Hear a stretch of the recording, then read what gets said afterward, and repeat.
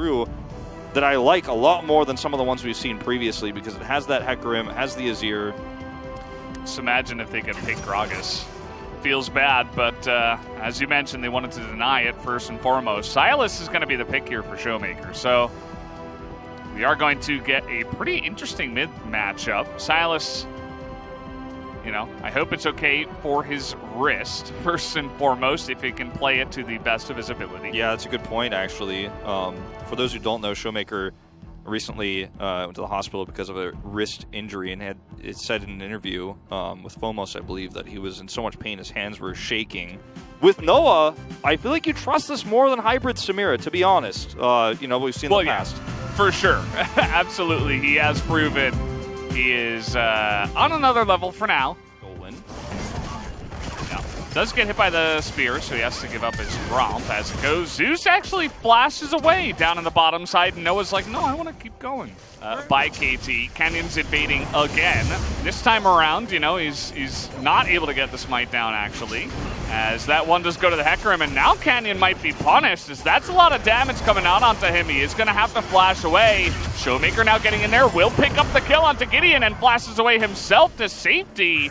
And now 3-on-2. Doran thinking about continuing the fight, but not going to go for it at this point. Nobody's coming to help you set up for an Emperor's Divide kill. And oh, he's actually going to hit the spear on a Doran. Gideon, you gotta be careful too. Like, Showmaker's here. You gotta run away, I think. They're trying to fight under the turret, though. They're going on to Khan, and the Dominus is popped here, and now they're saying, what up, you know? You're never going to kill me. I'm Renekton with the Dominus. Yeah, I mean, maybe he just got it back, but it was enough to get the kill. They handled the situation about as well as you could have, but, you know, it's not something you can handle. For the kill down in the bottom side, the 2v2. This is where they got a lot of value the last time. The Inferno Trigger comes in. And this is the moment where KT are going to really try to take heavy risks when the Emperor's Divide is up. Let's see if it pans out, because I'm a little bit worried about this. Well, the smite does come in, and they do have that burst damage onto Khan, at least, with the Fears. Now the flash on Noah. He was all alone, and he will be going down. Zeus was placing wards. Early on for Tristana is just really good. All right, Showmaker stole the Hecarim, and now we have a angry Croc, as that is enough damage. Dove gets slowed up and taken down. He had Emperor's Divide, too.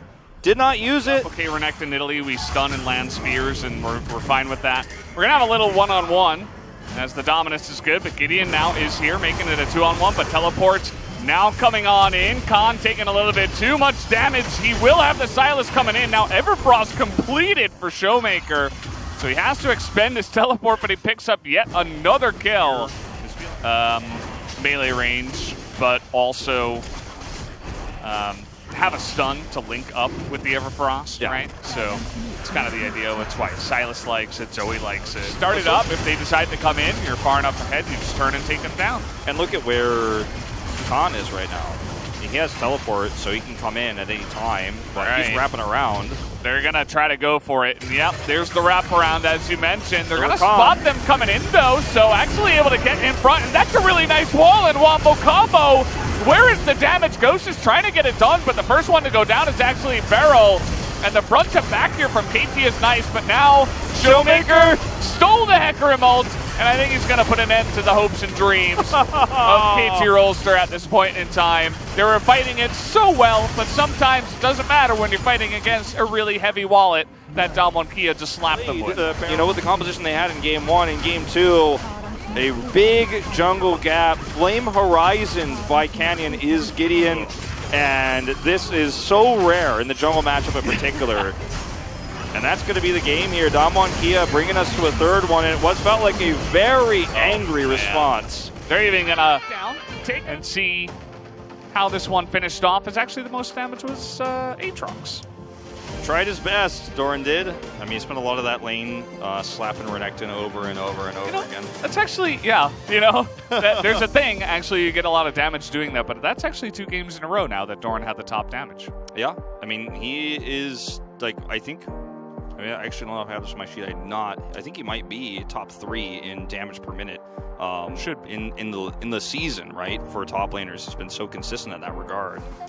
Welcome back everybody to the LCK Analyst Desk, and Tamon Kia was able to find their redemption in Game 2 and evened out the series. And KT Roaster this time around played Aatrox for their top lane, which was not that effective, and Tamon Kia actually let KT Roaster to take Hecarim away. They wanted them to play it because they knew how to play up against this Hecarim in the jungle, and then they countered this first pick with Tristana, a very strong bottom lane pick, together with Renekton, and then they were able to complete their Renekton Nidalee comp. And then Aatrox as the counter pick into Renekton Nidalee. As we saw all of this draft process, we were pretty sure that Tamon Kia can easily take game number 2. In the previous match, KT Roaster, they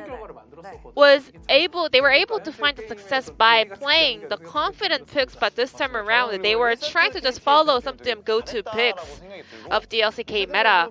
I think KT did a fantastic work with their draft in game 1, but in game number 2, I don't think their draft had an edge at all. Because KT Roaster did have this opportunity to actually lead the pick and ban, but this time around KT actually rather banned Galio and Gragas away, a very good flex pick for multiple roles. And Aatrox, I don't really get about it. I mean, there are a lot left to be desired in terms of KT's comp. I think maybe it was because their opponent was Tamon Kia. Tamon Kia knows how to snowball with a bit of a small lead in the early game, and that really happened in game number 2. Cloud Templar mentioned that this could be a very new experience for a rookie player. I'm pretty sure no one never had an experience like this, playing up against Tamon Kia, a team that can snowball really hard, and I think Tamon Kia, their early game rotation is a pure art. So if you want to focus on the early game jungle path and rotation of Tamon Kia, so let's take a look at this first highlight where Gideon always got zoned away by Nidalee. Looking at the matchup, even though Kenyon didn't have any vision or ward in Hecarim's jungle, Kenyon could just calculate the tempo of Hecarim's clear speed, so he was pretty sure the Hecarim will be at this blue and Grum camp, so Nidalee invades. I mean, Gideon did get that blue buff with the smite, which means Kenyon has a huge priority for the scuttle fight. So Aatrox was not able to help him as well, so Kenyon gets that first scuttle on the top side of the map, and he makes an immediate rotation to the bottom side, and the rest of the Tamon Kia players are also there in order to back him up. Tamon Kia, they have a very strong laners. They know how to have lane priority and convert that into jungle lead as well. Sylas is not a champion that is super strong during the early game laning phase, but he was able to, Showmaker was able to exert dominance up against Azir. And at the same time, when Nidalee was rotating to the bottom side scuttle, she spotted that Azir used all of his abilities, which means Nidalee has no threat to go for that scuttle.